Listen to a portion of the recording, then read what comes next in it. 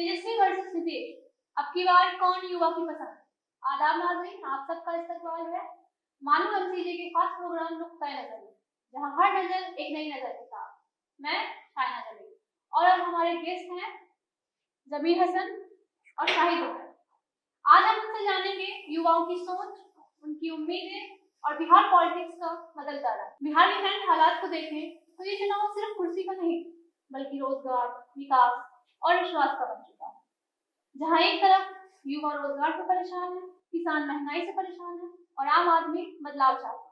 देखना ये दिलचस्प होगा इस बार युवा किसे पसंद करेगी, नई सोच को या तजुर्बे को। तो जमीर भाई, मेरा आपसे एक सवाल रहेगा, सबसे पहला सवाल कि बिहार में कई सारे डेवलपमेंट स्कीम्स को लॉन्च किए जाते हैं और कई प्रोमिसेस भी की जाती है, मगर उन प्रोमिसेस में और जो वहाँ पर डेवलपमेंट में इतना गैप क्यों है और इस गैप को आम आदमी समझ क्यों नहीं पाता है? आपका सवाल बहुत अहम है। मेरा मानना है कि दो अहम चीज़ें हैं कि जो भी डेवलपमेंट स्कीम्स गवर्नमेंट की तरफ से चलाई जाती है, चाहे स्टेट गवर्नमेंट हो या सेंट्रल गवर्नमेंट हो, वो लोगों के बीच जो गैप बनता है उसके पीछे दो रीज़न है। पहला तो करप्शन और दूसरा अवेयरनेस की कमी। करप्शन आप देखेंगे कि मान लीजिए 1000 करोड़ रुपए की का कोई स्कीम्स आया है। मैं एग्जांपल लेता हूँ, बिहार सरकार की एक स्कीम है जिसमें उन्होंने स्टार्टअप के लिए जो है उद्यम योजना करके शुरू किया था। वो 4 लाख रुपए वहाँ के बिहार के युवाओं को देते हैं अपना स्टार्टअप करने के लिए। लेकिन उसकी जो स्कीम है उसकी कॉम्प्लेक्सिटी इतनी है, उसे आप लेने जाएंगे तो उसका जो प्रोसेस इतना कॉम्प्लेक्स बनाया गया है और जो प्रोसेस है वो कहीं ना कहीं वो एक तरफ इशारा करता है कि ये करप्शन कहीं ना कहीं। आप जाइए एप्लीकेशन दीजिए, फिर आपका प्रोसेस जो है एप्लीकेशन आगे नहीं बढ़ेगा। क्यों? क्योंकि आपने जो है बीडीओ डेवलपमेंट ऑफिसर जो है, ब्लॉक डेवलपमेंट ऑफिसर हो या उस योजना से जुड़े हुए जो भी ऑफिसर हैं, वो जो है आप उन्हें कुछ नहीं देंगे, पैसा कुछ नहीं खिलाएंगे तो वो आपके फॉर्म को जो है आगे बढ़ाएंगे नहीं। तो करप्शन एक बड़ा मुद्दा है बिहार में। यही वजह है कि जितनी भी स्कीम हो, चाहे हेल्थ से लेकर के एजुकेशन तक हो, कोई भी स्कीम है उसमें करप्शन है। यही वजह है कि वो आम लोगों तक पहुंच नहीं पाता है। दूसरी कमी है अवेयरनेस की। गवर्नमेंट जो भी स्कीम्स लेकर के आती है बिहार में, वो उसको अवेयरनेस नहीं कर पाती है लोगों के ज़रिए, चाहे सोशल मीडिया के ज़रिए हो, चाहे ग्रामीण इलाकों में ट्रेडिशनल मीडिया के ज़रिए हो, वो लोगों तक पहुंचा नहीं पाते हैं। यही वजह है कि एक बड़ा गैप देखने को मिलता है वहाँ पे। देखा जाता है कि बिहार के युवा जो है वो गवर्नमेंट जॉब की तरफ ज्यादा जाते हैं, बट ऐसा क्या है कि क्योंकि अब देखा जाए तो जितने भी डेवलप्ड कंट्रीज हैं वहाँ पर स्टार्टअप बहुत ज्यादा है, लोग वहाँ के जो युवा है वो स्टार्टअप पे ज्यादा फोकस करते हैं और हमारे युवा जो है वो सरकारी नौकरी पर ज्यादा। 2-3 रीज़न है बिहार में युवा स्टार्टअप को लेकर के क्यों नहीं सोच पाते हैं। मैं 2-3 रीज़न बताता हूँ। सबसे पहला जो रीज़न है वो ये है कि कहीं भी आप किसी भी चीज़ को शुरुआत करने के लिए आप क्या चाहते हैं? क्या चाहेंगे? आपकी सिक्योरिटी हो। बिहार में आप स्टार्टअप करेंगे, अगले दिन आपसे कोई ना कोई गुंडा पहुंच जाएगा और आपसे बोलेगा कि आप हमें इतना रुपया दीजिए, तब हम आपका काम करेंगे, तब आपका काम होने देंगे। तो वहाँ पे लॉ एंड ऑर्डर एक बड़ा इशू है। यही वजह है कि वहाँ पे स्टार्टअप नहीं हो पाते हैं और कोई मल्टीनेशनल कंपनी या बड़ी-बड़ी कंपनी जो है, जो हैदराबाद में इन्वेस्टमेंट करती है, वो बिहार में जाके इन्वेस्टमेंट नहीं करती है। जो दिल्ली में इन्वेस्टमेंट करते हैं, जो गुड़गाँव में इन्वेस्टमेंट करते हैं, वो बिहार में क्यों नहीं जाते हैं? क्योंकि वहाँ पे लॉ एंड ऑर्डर ठीक नहीं है। दूसरा सबसे बड़ा रीज़न ये है कि वहाँ पे इंफ्रास्ट्रक्चर नहीं है। आपको 100 करोड़ का रोड बनता है, वहाँ पे 100 करोड़ के रोड में जो 20 करोड़ रोड में बनाते हैं, 80 करोड़ जो ठेकेदार के पास जाता है, वो ठेकेदार का पैसा जो है नीचे से लेकर के ऊपर तक जाता है। तो इंफ्रास्ट्रक्चर की कमी है। कोई भी युवा सोच नहीं पाता है कि उसका स्टार्टअप अगर वो करेगा तो स्टार्टअप करने के जो करेगा, अगर मान लीजिए वो कोई प्रोडक्ट शुरू करना चाह रहे हैं। मैं जब टीसीएन में रिपोर्टर हुआ करता था तो उन दिनों बिहार से बहुत स्टोरी आया करती थी, पॉजिटिव स्टोरी कि स्टार्टअप्स वगैरह बहुत हो रहे हैं, बच्चे कर रहे हैं। तो एक लेडी है, कोई एक डिस्ट्रिक्ट है बेगूसराय, वहाँ पे उन्होंने जूते का रिसाइकिल करने का जो है एक स्टार्टअप किया था। लेकिन कुछ दिनों बाद हमें पता चला कि वो जो है स्टार्टअप ना बंद कर रही है। क्या रीज़न है? रीज़न ये है कि ट्रांसपोर्टेशन, जो वो माल एक्सपोर्ट करती है, इंपोर्ट करती है, उसे ले जाने में आने में उसका कॉस्ट जो है बहुत ज़्यादा आता है। तो ये एक दूसरा सबसे बड़ा रीज़न है।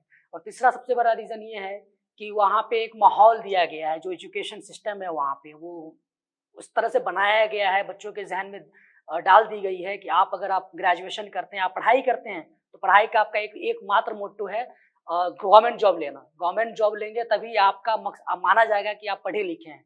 आपने ग्रेजुएशन कर लिया, आपको सरकारी नौकरी नहीं है, आपको बेवकूफ़ माना जाएगा। और कोई बच्चा जा करके मजदूरी कर रहा है और वो 20,000 रुपये कमा रहा है और आपके सामने खड़ा कर दिया जाएगा और आप बेरोजगार हैं, आपके पास रोजगार नहीं है, तो आपको बोलेगा कि तुम पढ़े लिखे हो, तुम्हारे औकात कुछ नहीं है उसके सामने। तो एक माइंडसेट जो दिया गया है, कहीं ना कहीं से चेंज करने की जरूरत है। बिहार में जो एजुकेशन सिस्टम है उसमें वोकेशनल कोर्सेज को लॉन्च करना चाहिए, टेक्निकल चीज़ों पे ज़्यादा जोर देनी चाहिए और सरकारी नौकरी को कहीं ना कहीं सेकेंडरी रखना चाहिए। जिस बच्चे का इंटरेस्ट है, किसी को आईएएस बनना है, उसका इंटरेस्ट है तो वो आईएएस के लिए जाए, किसी को बिजनेस करना है, उस तरह का माहौल देना चाहिए कि हाँ भाई मैं बिजनेस करना चाहता हूँ, मुझे आईएएस नहीं बनना है। जो गवर्नमेंट ऑफ इंडिया का जो इनिशिएटिव है न्यू एजुकेशन पॉलिसी का, वो कहीं ना कहीं बेहतर है और भारत के भविष्य के लिए कहीं ना कहीं बेहतर है, मेरा मानना है। क्योंकि इसमें जो है, हाँ, क्योंकि वोकेशनल कोर्सेज लॉन्च करने न्यू एजुकेशन पॉलिसी का सबसे बड़ा मोटो जो है कि वोकेशनल कोर्स और ट्रेनिंग पे ज़्यादा जोर दी गई है। तो ये कहीं ना कहीं आने वाले दिनों में बच्चों के अंदर स्किल्स पैदा करेंगे और स्किल्स पैदा होगा तो जाहिर सी बात है बच्चे जो है नया सोचेंगे और नया स्टार्टअप्स करेंगे।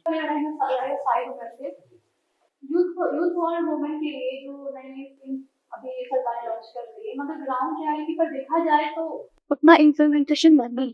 आपको क्या लगता है, आप भी एक युवा है, बिहार से है, तो आपको क्या लगता है ग्राउंड रियलिटी क्या है? सबसे पहले तो आपका बहुत शुक्रिया कि आपने आज की इस चर्चा में हमें बुलाने का सौभाग्य प्राप्त हुआ और हम दिया। देखिए, अगर हम बिहार की बात करें तो बिहार में जिस तरह से आपने युवा और जिस तरह से मतलब जो उसके स्किल्स हैं वुमेन को लेकर जो जमीनी स्तर की अगर बात करें तो बिहार में सबसे ज्यादा ये देखा जाता है कि बिहार में और स्टेट में देखिए कि कई सारी ऐसी स्कीम है जो तो वो गवर्नमेंट उसको जारी कर रही है, लेकिन जमीनी हकीकत पे वो कितनी पहुंच रही है ये इस पे सबसे ज्यादा रिसर्च करने की जरूरत है। क्योंकि आमतौर पर देखा जाता है कि बहुत से ऐसी स्कीम है जो सिर्फ कागजी कार्रवाई में होते हैं, खाना पूर्ति के लिए होती है, लेकिन जो असल चीजें हैं जो जिसको चाहिए, जिसको बेनिफिट मिलनी चाहिए वो उसको नहीं मिल पाता है। इसका खास वजह ये है कि अगर हम एडवर्टीजमेंट की बात करें तो बड़े बड़े अखबारों में, सोशल मीडिया पे, बड़े बड़े टीवी पे एडवर्टीजमेंट दिखाई जाती है, लेकिन ये भी देखने वाली बात होगी कि बिहार में सबसे ज्यादा आधी ज्यादा आबादी है जो गाँव में, ग्रामीण जो रूरल एरिया में बसती है, तो क्या उन तक वो चीजें पहुंच पा रही है या नहीं, या फिर जो गवर्नमेंट के जो अधिकारी हैं क्या वो उस स्कीम के बारे में उन तक वो पहुंच पा रहे हैं कि आपके लिए ये स्कीम चल रही है। और मिसाल की बात करें तो बिहार में हर घर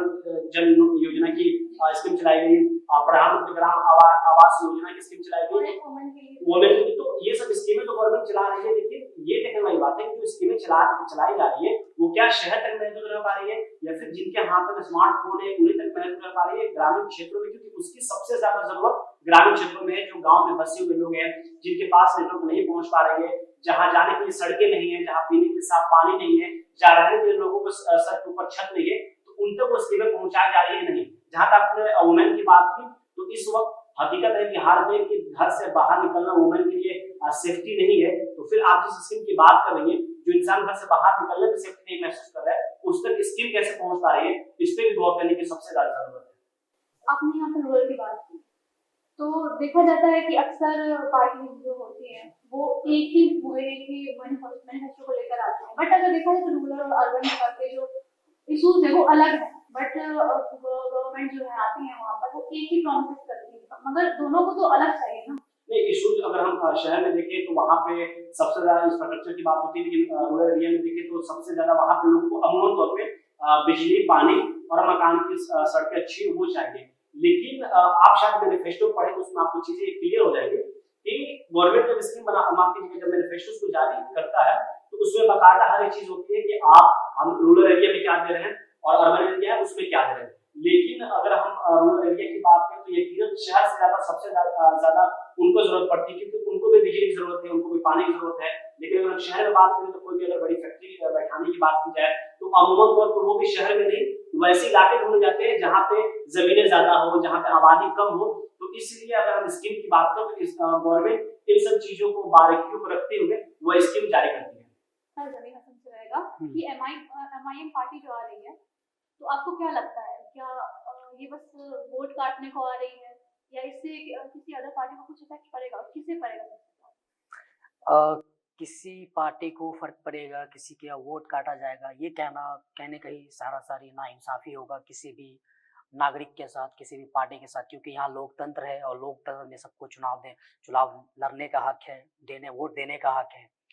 तो एक लोकतांत्रिक सिस्टम में ये कहना है कि MIM यहाँ पे चुनाव लड़ रही है तो वो कहने की राजद का वोट काट रही है, बीजेपी का बी टीम, बीजेपी की बी टीम है, ये कहना बिल्कुल गलत है कहीं ना कहीं। मेरा मानना है कि MIM उस कम्युनिटी की नुमाइंदगी करने की बात करता है जहाँ पे कहीं ना कहीं बिहार में उसकी पॉपुलेशन जो है 18% के करीब है, और वो सबसे बड़ी आबादी है आज के डेट में। अगर किसी कम्युनिटी की बात की जाए, कम्युनिटी वाइज अभी बिहार सरकार ने जो है कास्ट बेस्ड सर्वे किया था, उस सर्वे के हिसाब से बिहार में जो है लगभग 18% आबादी मुस्लिम कम्युनिटी की है।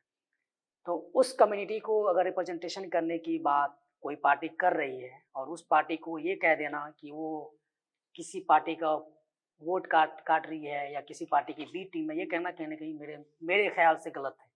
सबको यहाँ पे वोट देने का हक है, सबको यहाँ पे चुनाव लड़ने का हक है।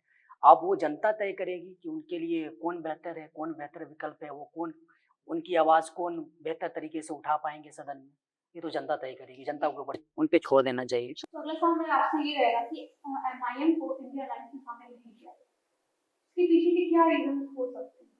देखिए, MIM की जहाँ तक बात है, खुद प्रशांत किशोर ने कहा है MIM को, उन्होंने ये कहा कि उनको हैदराबाद में लड़ने की जरूरत है। हालांकि MIM की पॉलिटिक्स की अगर बात करें तो उनकी पॉलिटिक्स भी थोड़ी अलग है।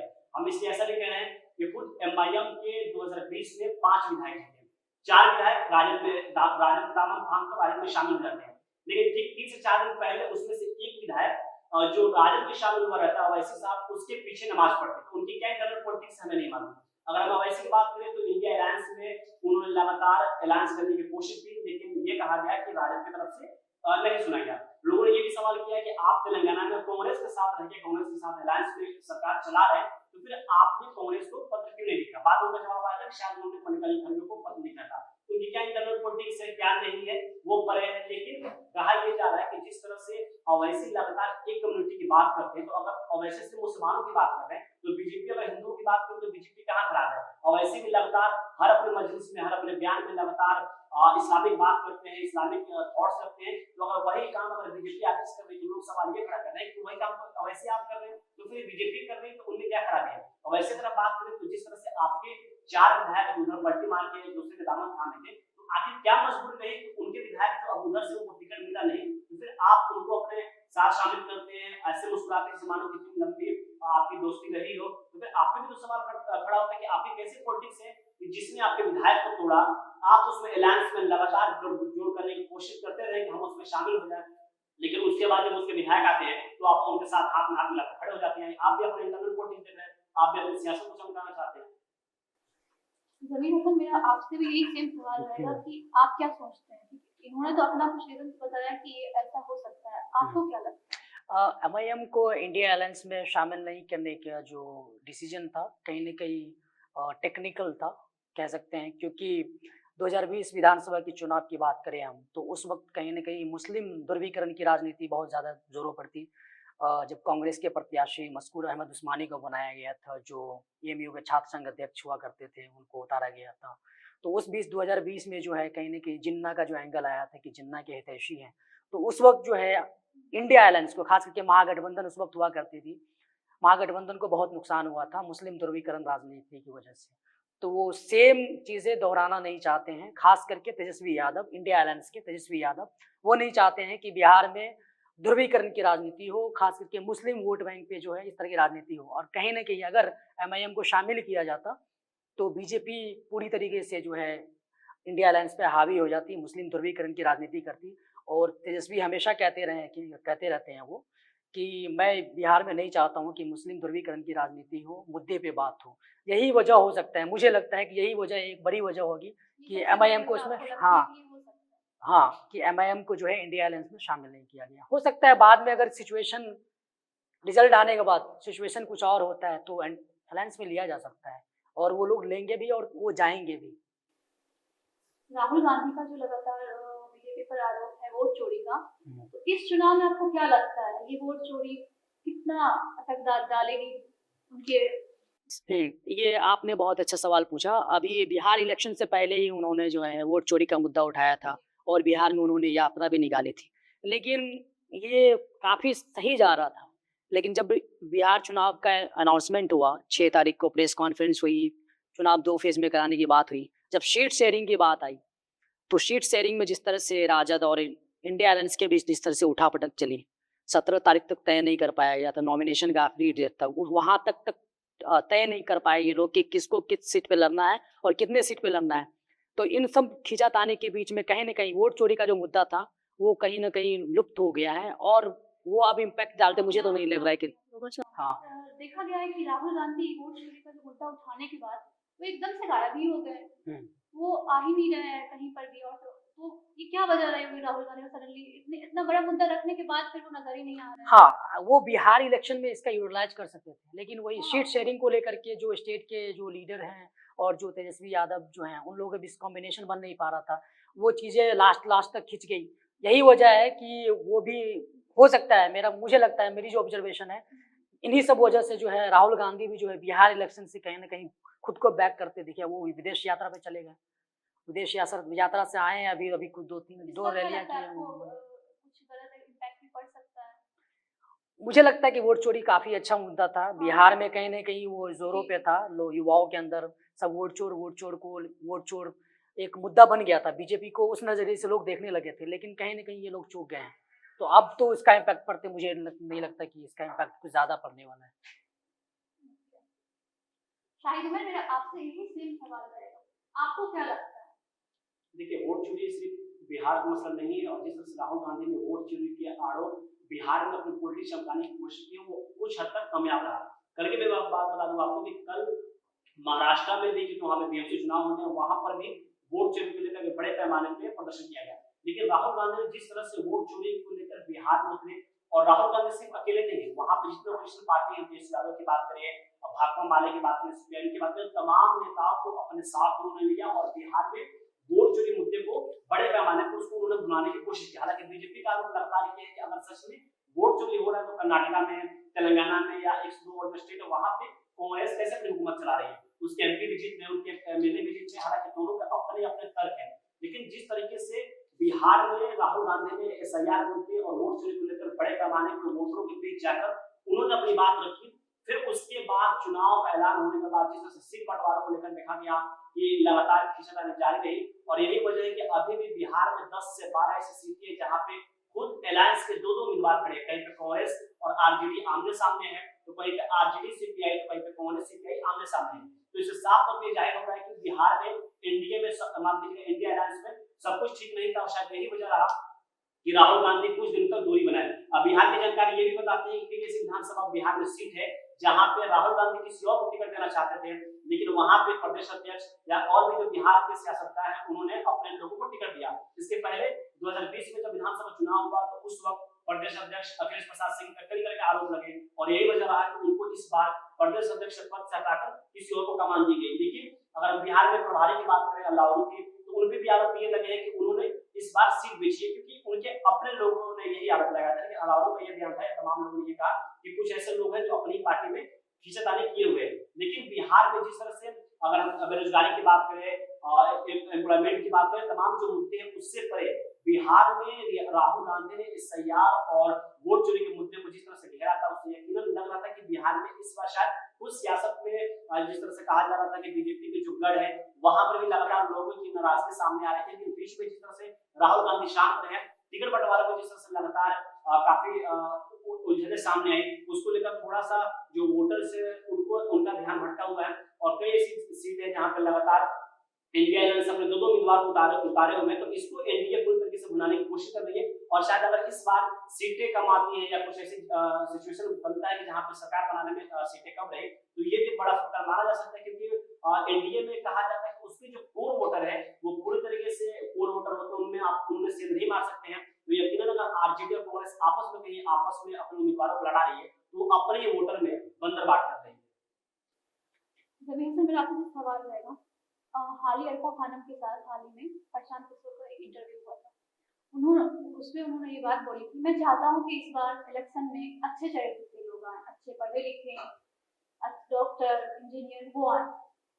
तो क्या लगता है कहाँ तक ये बात सच है और कहाँ तक उन्होंने अपने पार्टी में ऐसे कैंडिडेट को लाए हैं, क्या यह हकीकत है? अभी मैं एक डाटा देख रहा था कि दागी कैंडिडेट जो है किस पार्टी में कितने हैं, तो प्रशांत किशोर की पार्टी में भी जो है 23% लोग ऐसे हैं जो दागी हैं, जो क्रिमिनल हैं।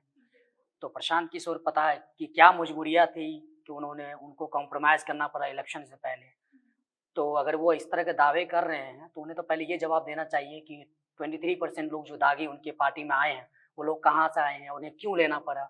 ये जवाब देना चाहिए उनको बिहार की जनता को, क्योंकि वो बहुत बड़े बड़े वादे कर रहे हैं और खुद को कह रहे हैं कि हम दागी कैंडिडेट को नहीं लाएंगे अपने पास, लेकिन डाटा तो कुछ और ही कह रहा है। तो उनको इस पे जवाब देना क्या चाहिए लगता है। ये भी हो सकता है कि ये सामने वाले पार्टी पर कटाक्ष कर रहे हैं? सामने वाले पार्टी पे आप तभी कटाक्ष करेंगे जब आप खुद को साफ हो, आप खुद गंदे हैं और दूसरे वाले को कह रहे हैं आप भी गंदे हैं, तो आप में और उनमें क्या फ़र्क रह गया? आपके अंदर कोई दाग ना हो तब आप दूसरे वालों पे उठाए उंगली। आपकी पार्टी के अंदर खुद 23% लोग ऐसे हैं जो दागी हैं, आपने उन लोगों को मोकामा में जिस तरह से प्रशांत किशोर जिस उम्मीदवार को टिकट दिया, उनके चाचा खुद उनका क्रिमिनल रिकॉर्ड रहा, जिसको अभी मोकामा के आनंद सिंह का आरोप लग रहा है कि उन्होंने हत्या करवाई, हालांकि उनको 14 दिन के लिए कस्टडी में भेज दिया गया। लेकिन मोकामा में जिस उम्मीदवार को टिकट दिया गया है उसका चाचा जिनकी हत्या हुई जुलार चंद, उनपे भी चोरी, माफ कीजिएगा, डकैती, हवा में फायरिंग और तमाम जमीन घोटाले तमाम तरह के आरोप है। तो अगर शब्द प्रशांत किशोर ऐसे उम्मीदवार को टिकट देना चाहते हैं जो सिर्फ एजुकेटेड है, तो फिर ऐसे लोगों को टिकट क्यों दे रहे हैं जिनकी वो तो ठीक है, उस पे एफआईआर है कि नहीं ये नहीं बता सकते, लेकिन उसके खानदान में क्राइम का रिकॉर्ड रहा है। तो आप मिसाल हाँ, क्या मजबूरियां है कि आप चुनाव से पहले ही, रिजल्ट से पहले ही कॉम्प्रोमाइज कर ले रहे हैं, और आप क्या गारंटी दे रहे हैं बिहार की जनता को कि आप चुनाव जीतने के बाद जो है आप इस तरह से कॉम्प्रोमाइज नहीं करेंगे। तो ये जवाब देना चाहिए प्रशांत किशोर जी को, वो बहुत बड़ी बड़ी बातें कह रहे हैं। आपने मुकामा पर इसका जिक्र किया शायद, तो मैं ये जानना चाहूंगी जिस तरह से सरकार जो लॉ एंड ऑर्डर का दावा करती है, क्या ये इसके खिलाफ नहीं, क्योंकि इलेक्शन के ही वक्त एक नेता की गोली मारकर हत्या कर दी जाती है और उसका सीधा आरोप लगता है।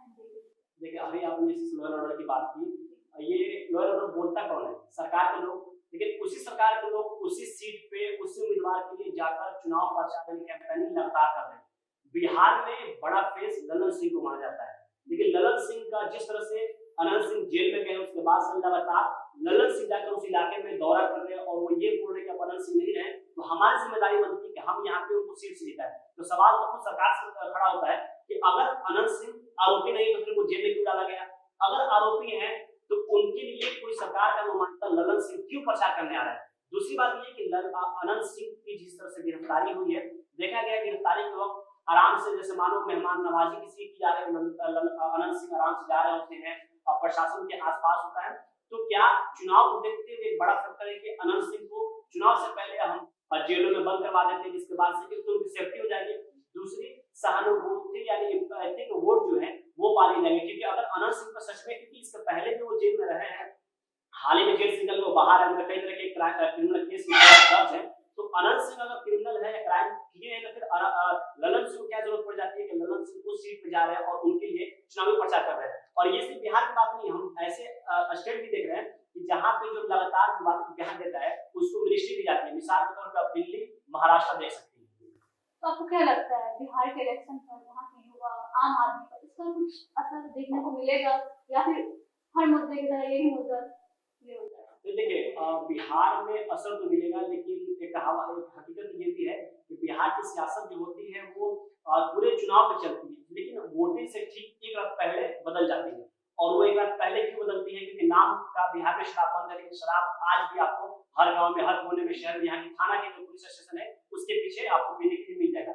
लेकिन बिहार में जिस तरह से अभी जो एक अलग माहौल खड़ा किया जा रहा है, देखा जा रहा है कैसे चुनाव प्रचार किया जा रहा है, वहां पर लगातार जो इंडिया अलायंस के लोग हैं उनके सामने काफी बड़े पैमाने पर लोग इकट्ठा हो रहे हैं। लेकिन कई जगह जो एनडीए के लोग प्रचार कर, यहाँ तक कि मनोज तिवारी इतने बड़े नेता भी हैं, इतने बड़े भोजपुरी एक्टर भी, वो जब चुनाव प्रचार के लिए जाते हैं तो उनके सामने आप सोचो लोगों की हिम्मत कैसे, हौसले बुलंद हो रहे हैं, तो उनके सामने वो लोग उनका विरोध कर रहे हैं कि आपके इलाके में काम नहीं हुआ, आपके गवर्नमेंट के लोगों ने काम नहीं किया है, और वो सामने लोग तेजस्वी यादव का नाम ले रहे हैं। लेकिन देखने वाली बात होगी कि जिस तरह से अभी तेजस्वी यादव को लेकर या इंडिया अलायंस को लेकर लोगों के बीच जोश है, क्या वही जोश वोट में तब्दील होता है या ऐन वक्त पे वो चीजें बदल जाती है? और जिस तरह से राहुल गांधी ने वोट चोरी का आरोप लगाया है, तो चुनाव के बाद ऐसे कुछ वहां पे भी रुझान देखने को मिलता है।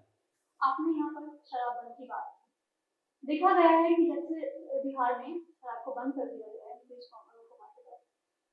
महिला का रुझान उनकी तरफ ज्यादा हो गया, तो क्या इस बार के इलेक्शन में ये चीज देखने को हमें मिल सकती है?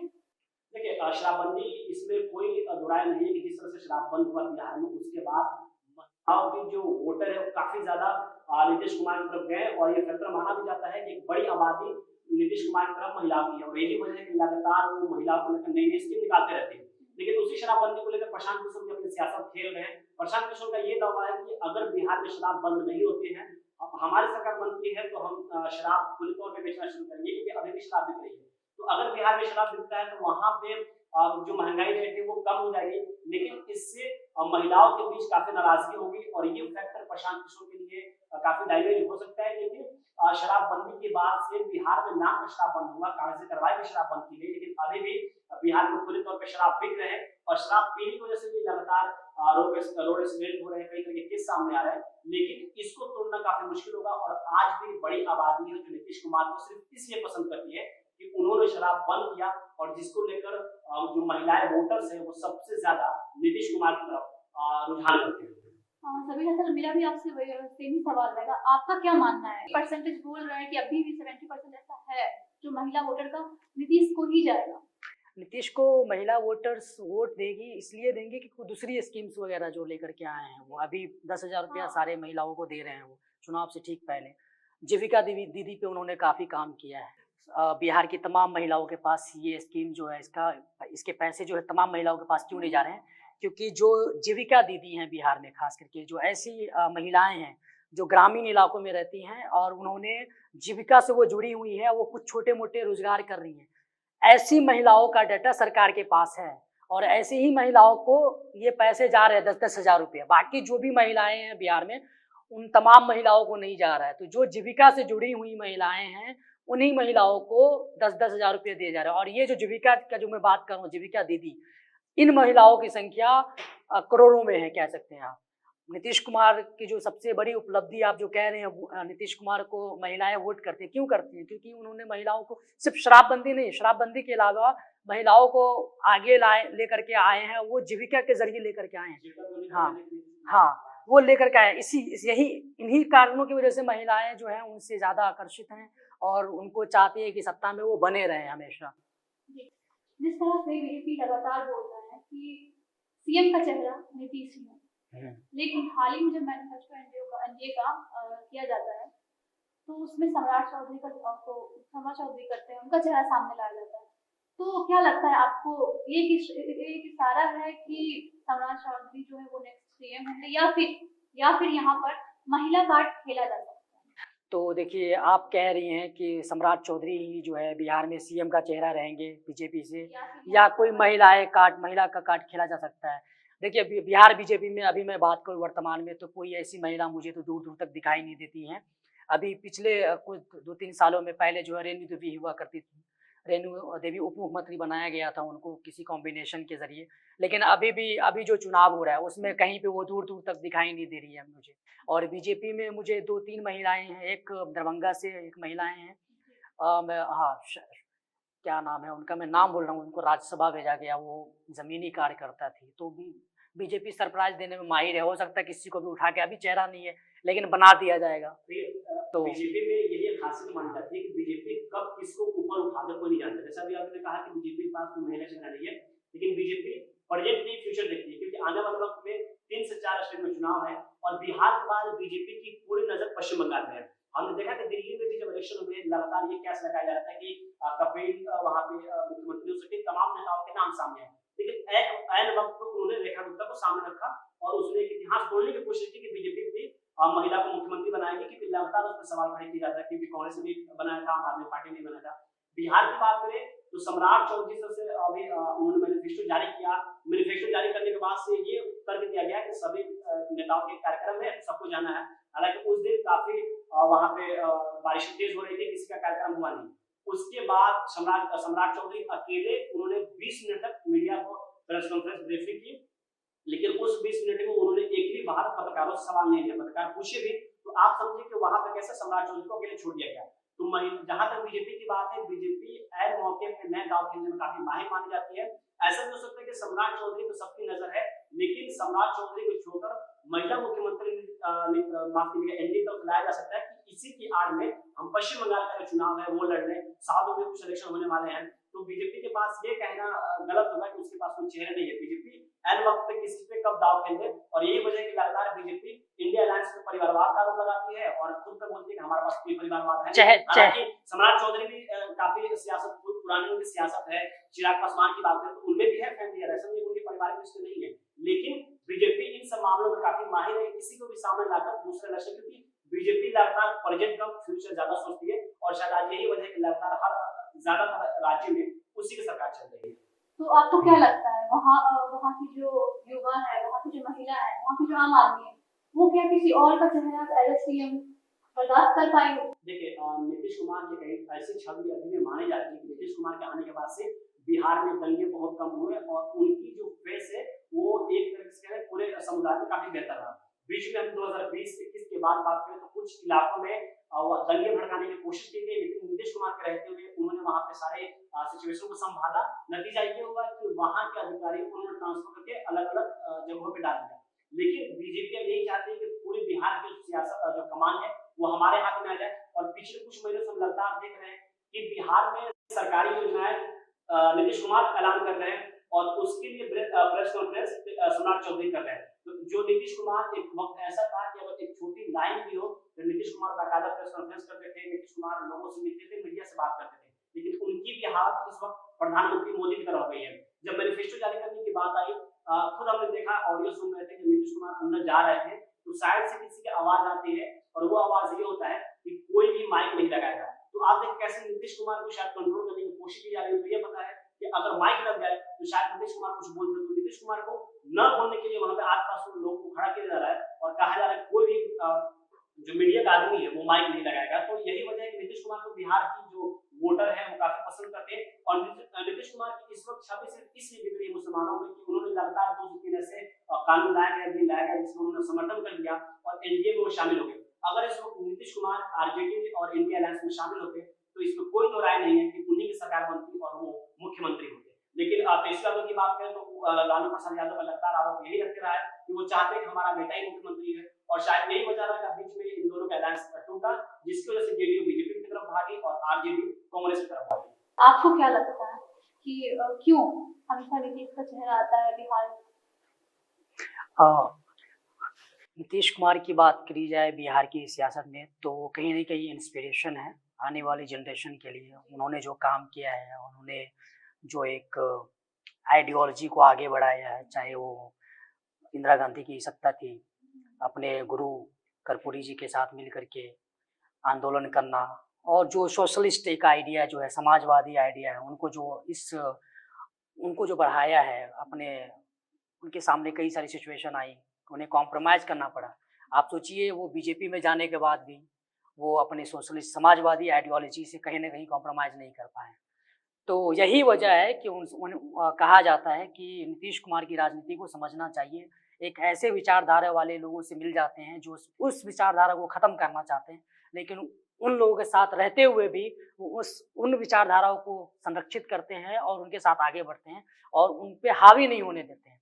लेकिन अभी के संदर्भ में आप कहा जाए तो अभी की सिचुएशन बिल्कुल अलग है। नीतीश कुमार बिल्कुल अलग हैं, उनकी हालत बिल्कुल अलग है, जेडीयू बिल्कुल अलग हो चुकी है। लेकिन अभी भी नीतीश कुमार, अभी भी देखिए बीजेपी इतनी बड़ी पार्टी है इंडिया की, और अभी भी उन्हें बिहार में चुनाव लड़ने के लिए नीतीश कुमार की ज़रूरत है। और जब बार बार ये सवाल पूछा गया कि एनडीए की तरफ से सीएम का चेहरा कौन होगा, मजबूरन बताना पड़ा कि नीतीश कुमार होंगे। आखिरी सवाल मेरा आपसे कि बिहार की युवा बिहार को अगले 5 सालों में कहाँ देखना चाहते हैं? मेरे पास 3 पॉइंट हैं, मैं वो बताना चाहूँगा आप लोगों को, और मैं चाहता हूँ कि बिहार में इन चीज़ों पे काम हो। तो सबसे पहला पॉइंट मेरा ये है कि टूरिज़्म पे काम करना चाहिए बिहार में, क्योंकि जियोग्राफिकली अगर देखा जाए तो बिहार के पास न लैंड है, न सी है, न रॉक्स है, न हिल्स है, कुछ भी नहीं है। तब आपके पास जियोग्राफिकली आप इतने वीक हैं तो आपके पास क्या बचता है? आपके पास टूरिज़्म है। आप बिहार में जाइए और बिहार के तमाम डिस्ट्रिक्ट में जाइए, वहाँ पे कहीं ना कहीं पे हर जगह पे हिस्टोरिकल साइट्स है, लेकिन उसकी हालत देखिए आप, इतनी जंजर हो चुकी है, कोई पूछने वाला नहीं है। दरभंगा में एक दरभंगा फोर्ट करके है, वहाँ आप जाएंगे तो आपको रेड फोर्ट याद आएगा। आपको बिना झिझक आप उसे देखेंगे और सीधे आप बोलेंगे कि ये रेड फोर्ट आ गया क्या मैं। तो आप उन चीज़ों को क्यों रिवाइव नहीं कर रहे, उन चीज़ों को क्यों संरक्षित नहीं कर रहे। तो कोई भी सरकार आए बिहार में, मेरा सबसे अहम सवाल यही है, और मैं बिहार में ये बदलते हुए देखना चाहता हूँ कि टूरिज्म पे काम होना चाहिए। जितने भी डिस्ट्रिक्ट में टूरिज्म साइट्स है उस पे उसको रिवाइव किया जाए, वहाँ पे टूरिज्म को प्रमोट किया जाए। और ये सब चीज़ें होगी जब जब लोग वहाँ बिहार में आना शुरू होंगे, तो कहीं न कहीं पे इंफ्रास्ट्रक्चर पे भी काम होगा। इंफ्रास्ट्रक्चर पे काम होगा, होटल बनेंगे उस इलाके में होटल्स बनेंगे कि वहाँ के लोकल्स को रोज़गार मिलेगा। इसके अलावा दूसरी चीज़ है, एजुकेशन पे काम होना चाहिए। एजुकेशन वहाँ पे बिल्कुल ही रट्टा मार एजुकेशन है, और हेल्थ पे काम करने की ज़रूरत है। हेल्थ पे काफ़ी पीछे हैं। आज भी जब किसी को इलाज बुखार लग जाता है तो कहीं न कहीं 20, 25, 30 किलोमीटर दूर जाना पड़ता है। तो ये 3 चीज़ें हैं, इस पे मैं चाहता हूँ। लेकिन सबसे अहम चीज़ें मुझे लगता है कि जिसे बदलाव किया जा सकता है और बिहार में बदलाव हो सकता है, वो टूरिज़्म पे काम करनी चाहिए गवर्नमेंट को।